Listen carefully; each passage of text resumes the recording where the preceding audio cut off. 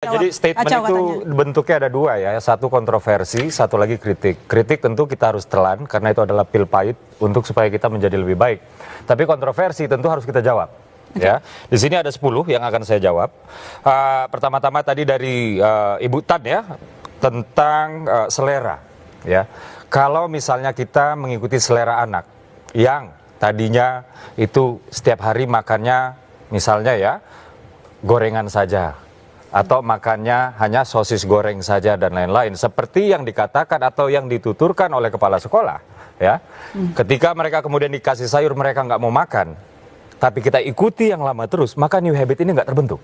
Salah satu adanya program EBG ini diadakan tujuannya adalah new habit. New habit cuci tangan sebelum makan, new habit mengantri, new habit berterima kasih kepada petani, nelayan, peternak, pekebun.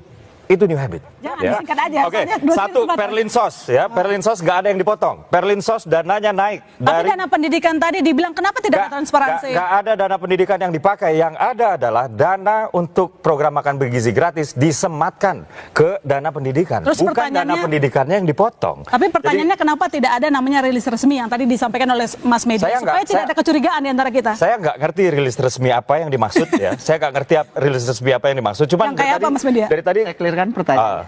Silakan. RAPBN disematkan ke pendidikan. Ya. Untuk budget pendidikan kita terbatas. Artinya ada tambahan budget baru, otomatis akan terjadi trade off. Budget yang selama ini ada akan digeser ke MBG. Enggak ada. Tadi Mas sudah ada dua kesalahan. Pertama, soal perlindungan sosial.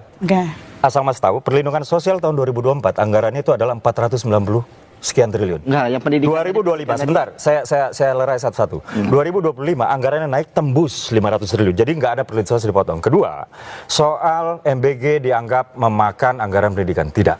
MBG sejak awal ya, itu memang sudah ada anggarannya, lalu kenapa ditempelkan ke pendidikan? Karena di sini sebagian besar distribusinya itu melalui sekolah. Jadi dia nggak makan anggaran pendidikan, Mas. Ya. Anggaran pendidikan itu misalnya ya, termasuk disematkan untuk memperbaiki sekolah, di situ ada 20 triliun dan lain-lain. Jadi MBG tidak memakan anggaran pendidikan. Yang benar adalah anggaran MBG disematkan ke anggaran pendidikan dikarenakan dia distribusinya sebagian besar melalui sekolah. Tapi begini mungkin dijawab singkat Mas Suki. Jumlah anggaran yang dibutuhkan untuk MBG fantastis sampai 2029 juga sangat membengkak. Nah ini yang tadi dimaksud keterbukaan, dari mana aja dananya, siapa aja yang dilibatkan supaya tidak semata-mata mengandalkan APBN gitu loh. Karena gini, kita budget kita terbatas. Ini juga tadi ada yang salah ya. Tadi ada yang salah juga, dana desa dipotong. Nggak ada dana desa dipotong. Tapi tadi yang ngobrol kan tadi menterinya. Sebentar. Tadi yang dikatakan adalah dana desa itu untuk mendukung swasembada pangan. Swasembada pangan di sini untuk meningkatkan kapasitas produksi petani, peternak, dan pekebun. Dan kapasitas produksi tadi ya, itu salah satunya untuk MBG. Dan ini kan MBG ini satu ekosistem besar.